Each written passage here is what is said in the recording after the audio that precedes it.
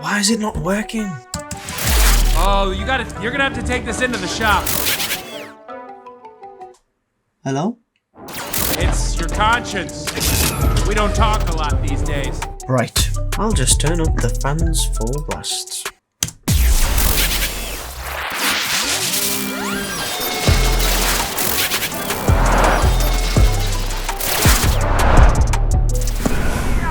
Whoa.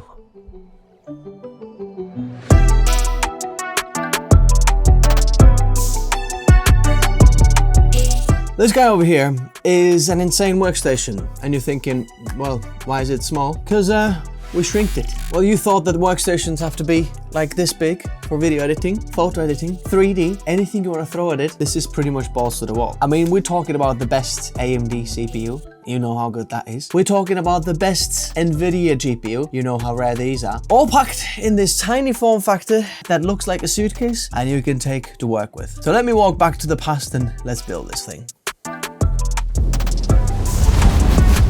Deepcool CH160. Some of these things, I don't even know if I can fit in here. So looking from the bottom, I have 3 GPU slots. We'll see if my 5090 is gonna fit in here. Let's undo these screws. So, looks like you can fit 240mm radiator in there. Front panel comes actually off as well. Oh, I'm glad that they're all the same screws. Okay.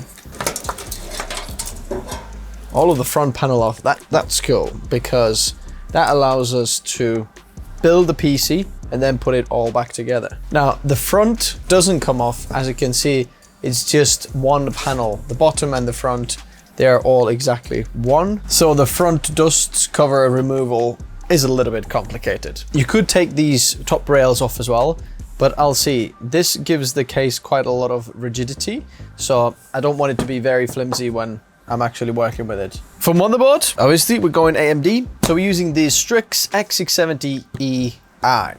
Now, there is X870E as well, but honestly, not that big of a difference.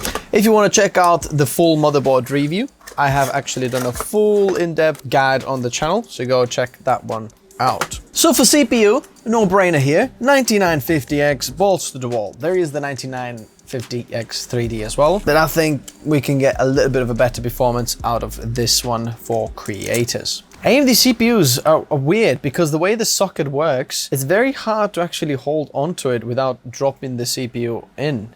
Okay, yeah, when you hold it sideways, it's a little bit better, but these latches on the side here, it kind of is in the way.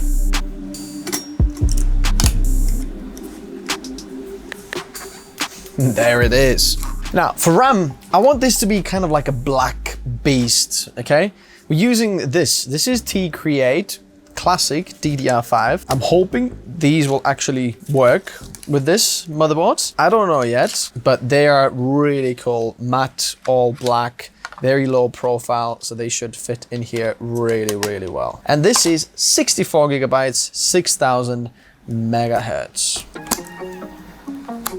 Now, I am cheaping out a little bit on this RAM. If you want to, there is a possibility to get actually 128 gigabytes installed in that small form factor as well. So I'll leave links in the description below. Now, this top slot is PCIe Gen 4, so we're not gonna put anything in there. I wanna get underneath because there's another one underneath. Might as well use this. Samsung 9100 Pro, 4 terabytes, PCIe Gen 4, one of the best drives on the market. Okay, gonna pop it in there. This goes down. Oh, closing that is a bit awkward. And there it is. Okay, we've got that little card. And this is a little extender card that goes in there where we get USB 2.0 ports and some SATA ports, but also the front panel I/O, so you kind of need to use it.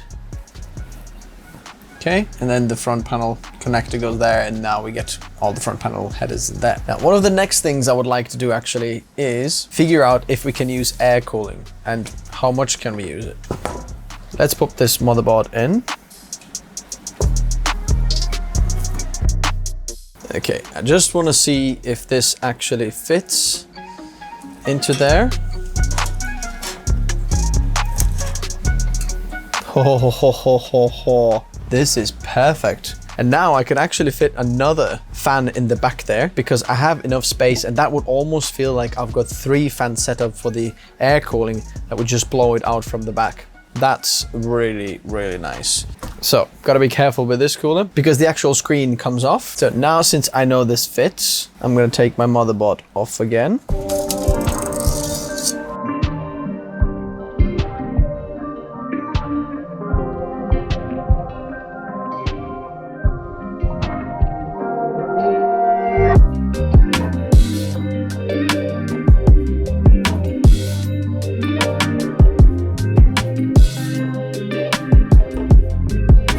Okay, Deep Cool has given you some thermal paste, but I don't really trust that. I'm gonna go with something better. Brand new Thermal Crystal Duronauts.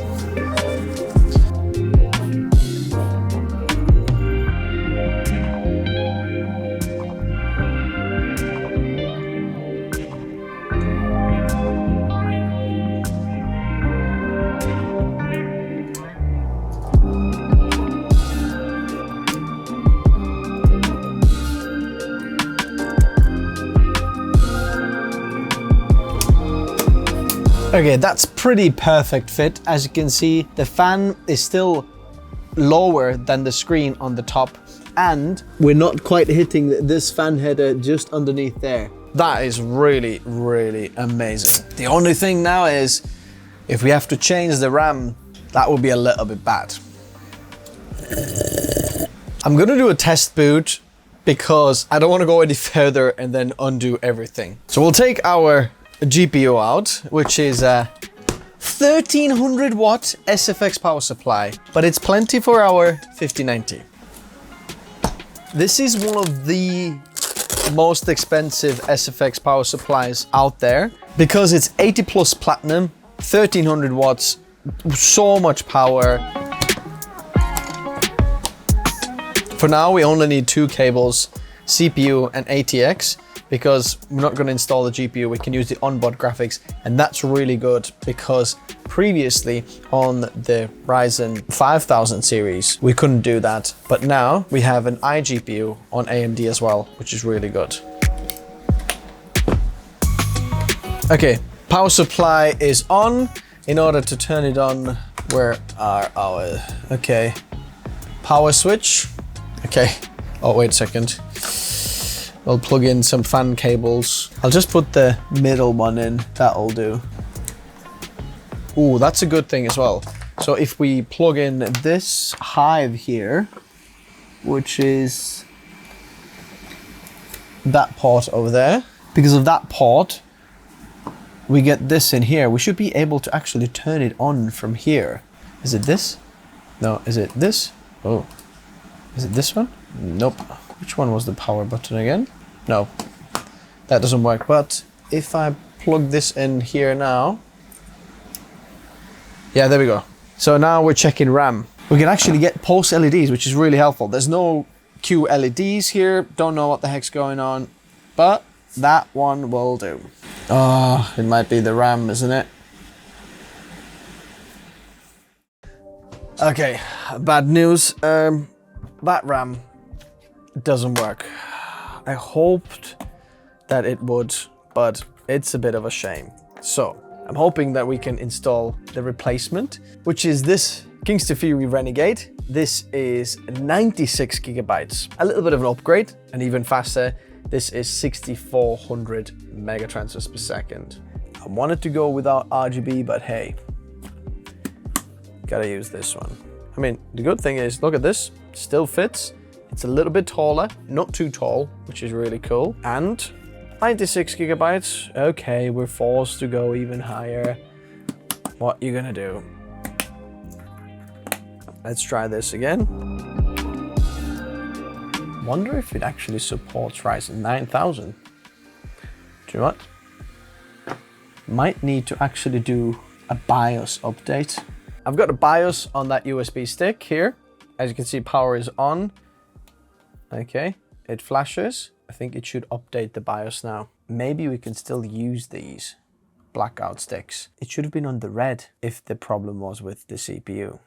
This guy definitely needed a BIOS update. I have never built with this. Most likely this had a very earlier version of BIOS on. Should have known better.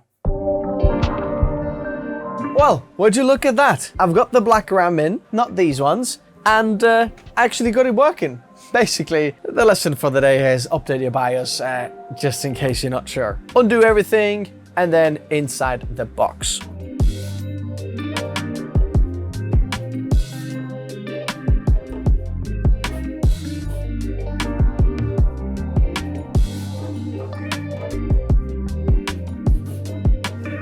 Power supply goes in there. Now the interesting thing is there is enough room in here to actually have some exhaust out as well, which I might actually do, or just push back into here, like from the top as well. So if you put a fan in the front here, pushing it this way, and a fan on the top there to push in air there as well to kind of get it out from there, that might be good. Let's do cable management a bit. Obviously this on top here is a screen, so we need to put this into the USB 2.0, which is in there. And ARGB.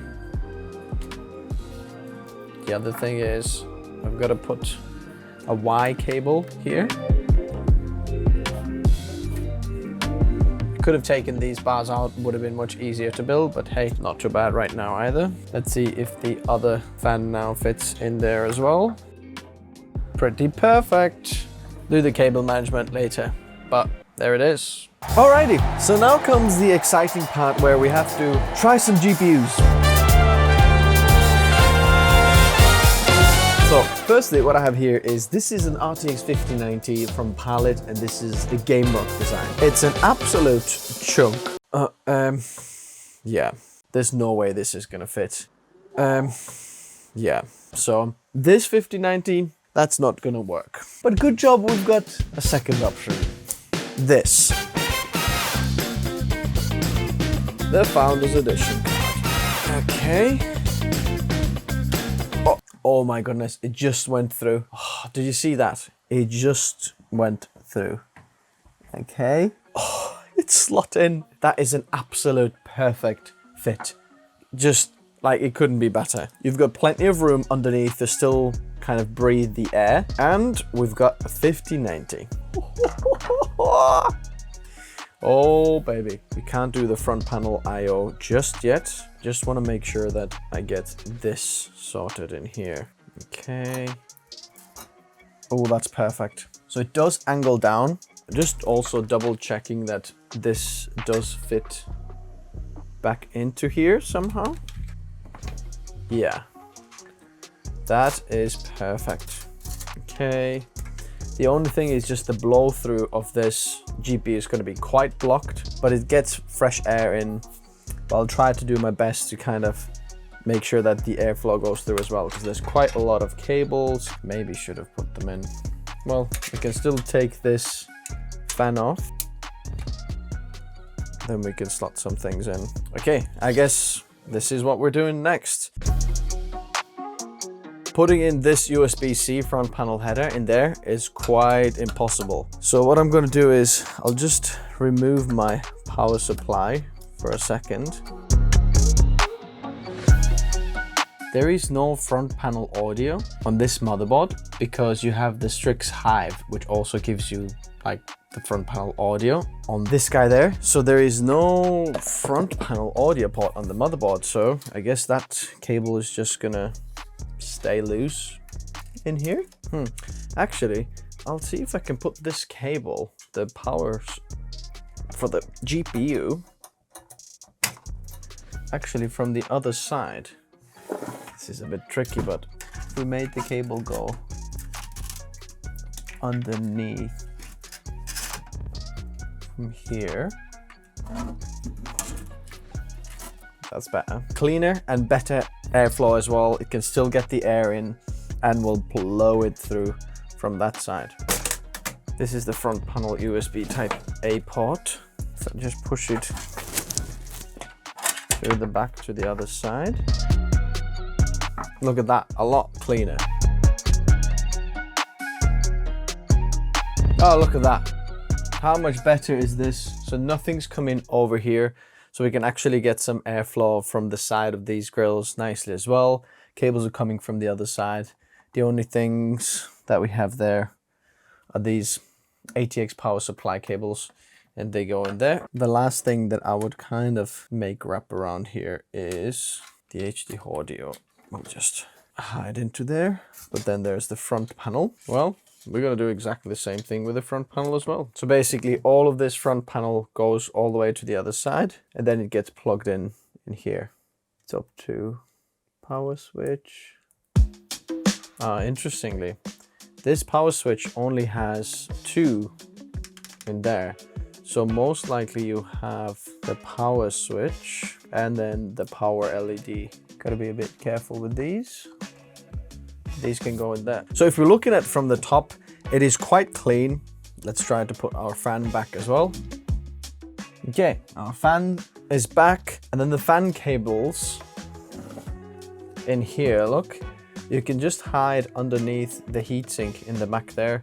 There's plenty of room in there. So if you have the front panel, look at this. This looks quite clean all in that. Because there's a lot of power in there, I think we need to add a few extra additions. 2 of them being some extra airflow. I've got some big fans in here. This is the Fantex T30, and these are super powerful, very, very fast fans. I think I can just put one in here. I can put one in the back here, so that goes in the back, and then one in the front there. The amazing things about these fans is that these are 30 millimeters thick, which means that they can shift a lot of air through. So obviously the exhaust fan goes in the back there, and then we have an intake fan in the front there. But first we need to take this off from here. And right now this fan is actually on the lower position here as an intake, but I think I'm gonna move it slightly higher. Okay, these cables here, I'm gonna have to zip tie them together, because if I don't, they're just gonna kind of twist themselves into the fan, and I do not want that. Okay, look at that. All we need to do now is plug in the fan cables. The fan is slightly kind of wobbly there, but it's gonna do, because we need a lot of air to come in here. But I need another splitter, another Y cable, so that would just slot into the top there, and then the other one will connect in the front. I'm happy. Look at how this looks. This looks amazing. This looks absolute powerhouse. The way the power cable works is we're just gonna put the angled power into there, and then it will just come out from the back, just like that. Okay, moment of truth.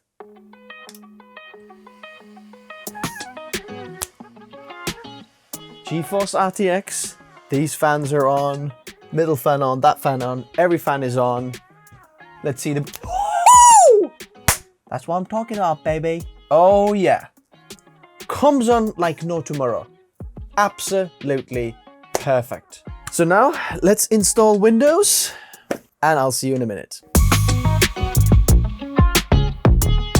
Okay, I've got Windows installed and the PC's on. There's a few more softwares to configure, like the RGB in here, and to get the actual display working here, but I'm having some kind of issues right now. Mine is not being detected. I'll have to look a little bit more into that. A weird thing about the installation, what I found, was one of the drivers that Asus driver assistant hub thing notices or install was Intel Thunderbolt driver. How is there a Thunderbolt driver on these? Because there's no Thunderbolt on AMD, which is a little bit interesting.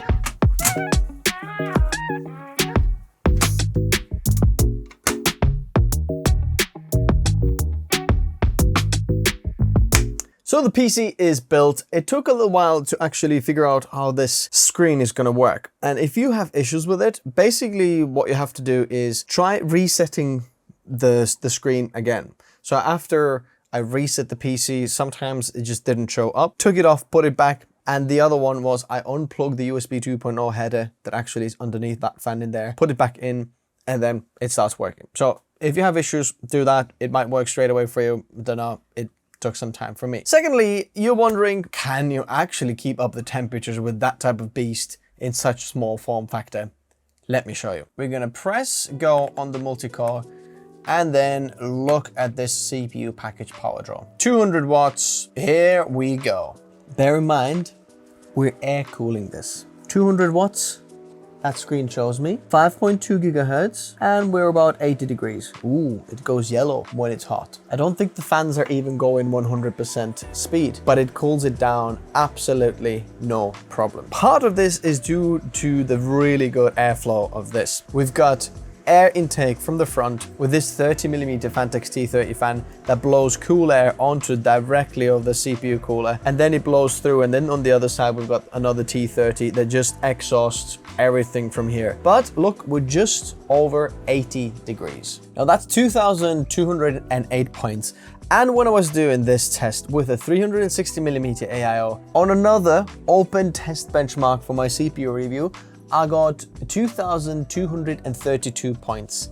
So that is extra 14 points more, which means it's within margin of error because I'm also monitoring the CPU right now. So that shows me there's no problem for the CPU cooling. Now, what about the GPU? Because that GPU is hot. It pulls a lot of power. So let's take a look. We're pulling 575 watts, and we can see how the CPU temperature is rising slowly. So we'll let the GPU kind of heat up. That is part of the reason why we need a 1300 watt power supply to be able to supply all the power to the components. Just the CPU and GPU alone can pull around 800 watts of power. Never mind the rest of the system. Our CPU is 63 degrees now. It's warmish. GPU temperature is 85 degrees. The memory junction is 92 degrees. Let's try one more thing for a second. If we put CPU on again, let's see if the GPU actually drops. Nope. Oh, yep. It does drop to 480 watts, around 500 watts. So interestingly, it's not able to quite push all the power to both components. But now, because the CPU fans are on as well, GPU and CPU cool down a little bit better. Even though the GPU is pushing hot air on the top, we're just pulling this out here. What I'm doing right now is I'm gonna leave this on right now. It is running Thermac and the CPU is 100%, as well. We're absolutely pulling lots of power. Now, I want to show you some of the benchmark results first, and then I want to come back here and then see how we're doing in terms of all of this and how we're cooling down and what are some of the things, because I'm wondering, is the actual cable gonna hold on when we're pulling 470 watts in there? I might stop the CPU just to actually get the GPU just to heat really up in there. Okay, GPU now gone back to 100%. So as you can see, we're pulling 575 watts. I've actually ran some creative benchmarks, and this is where things are getting really crazy. So if you've got already your PC, I highly recommend to leave your benchmarks in the video description below. If you want to run any of these, it's super easy. Go download Puget Bench for creators, completely free, and let me know what are yours like in the comment section below, because I will show you some of these results now here. So firstly, we've got a Photoshop result of 15,000 points. That's just absolutely ridiculous.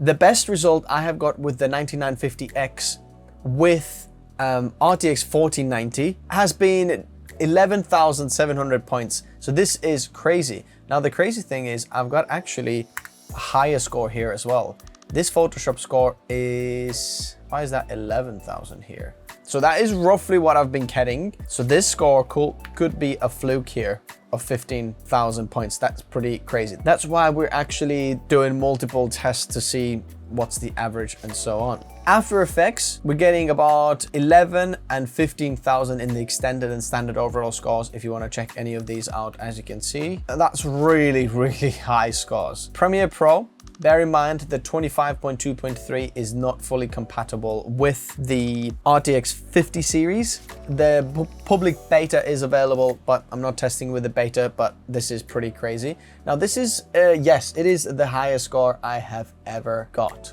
The highest I have got with the 4900K is around 15,689 in the standard overall scores. The Ultra 7 265K has got 16,338 points, whereas this one here is over 6. This is even faster. So this is the fastest I have ever got. Bear in mind, the others were with 4090, not 5090. But that's pretty crazy. Let's see if this is even higher. No, not necessarily. Another After Effects here. Yeah, 11,000 and then 16,000, roughly these points there. That is really, really high scores. Now, our CPU is 84 degrees there now. It's quite hot. What I'm gonna do is we're gonna hit go on. Let's see if there's a CPU burner in here as well. There we go. Is there a CPU burner? Yeah, let's put that on as well. Okay. Oh, GPU goes down then. GPU goes back up. Interestingly, it can't like quite do both GPU and CPU power, but I'm gonna hit both of these on so we can see what's going on. The GPU temperature is going down a little bit just because we're only pulling about 450 to 500 watts, something like that. I'm gonna take this side panel off because I actually wanna use a thermal camera to see inside temperatures, and glass is not very good at doing that. So what we can see there is, yes, the GPU underneath there is about 63 degrees warm. The GPU is getting cool. The CPU cooler is actually very, very cool. It's completely fine. It's cooling it down very, very well. That plate in there in the middle, that looks very, very hot. 76 degrees. Oh yeah, that is hot in there. Interestingly, the power plug here is not that hot. It's about 50 degrees. I'm not too worried about that. Looking at the power cable, I don't see that too hot, but I want to see if there's any other power cables in the back there that seem hot. Don't seem like it. The power cable that's plugged in onto over there, that in the middle, seems cool as well. There is motherboard behind there that seems quite warm, 75 degrees. Woo! Yeah, the motherboard VRMs and everything, they are quite warm. Including the SSD enclosure there, it is quite warm. At the same time, is there a problem with the heat and thermal throttling? Absolutely not. Is it good for airflow? I'm super impressed with the airflow. These fans, just because they're so front and back, they just shift so much air through. Like you can feel how much air is pulling in when putting your hand in the front, and there's a lot of warm air coming out from the back. I'm super happy with that. But there is one big fault that I think this has. I really wish a lot of ITX motherboards would solve that. Now, this X670E is pretty much one of the best motherboards that you can buy for AMD and Mini ITX. There is, you know, the X870E as well out there, but there is no 10 gigabit Ethernet on it. That 2.5 gigabit, I think, is a joke. I need 10 gigabit Ethernet. But the good thing is, there is the QNAP USB 4 to 10 gigabit Ethernet adapter if you want or need 10 gigabit Ethernet, because obviously you can't put any other PCIe expansion cards in there for that. So if you want that, you can buy that extra. I'm gonna leave the link in the description below. I've got a video on my channel. I'm using it for my Mac as we speak. It's just off the, you know, shot in there. I'm using it every single day. It works perfectly, no problems, but it's quite expensive. But at this point, you might as well say, hey, $200, what's that here?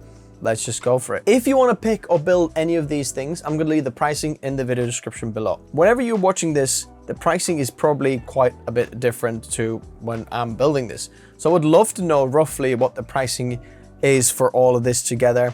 But as a creator, I'm actually surprised because this is single-handedly the most powerful mini PC and the most power in small form factor that we have ever done. And on that point, thanks for watching. Let me know what you think. See you soon. Bye-bye.